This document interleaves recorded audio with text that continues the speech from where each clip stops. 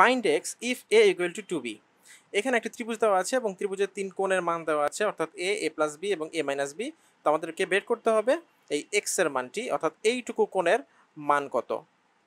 তো আমরা যদি এ ইকুয়াল টু 2b লিখি, তাহলে এখানে 2b plus B equal to 3b।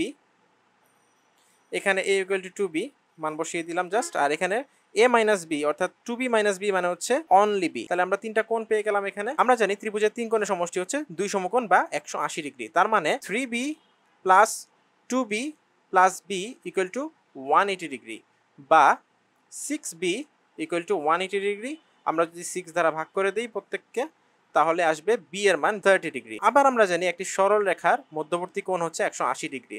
তার মানে x এর মান হবে এই 180 ডিগ্রি থেকে যদি আমরা এই b অংশটা যেটাকে আমরা পেলাম এই 30 ডিগ্রি এর মান যদি আমরা বিয়োগ করে দেই, তাহলে আমরা পাবো 150 ডিগ্রি। That's the correct answer. Thank you.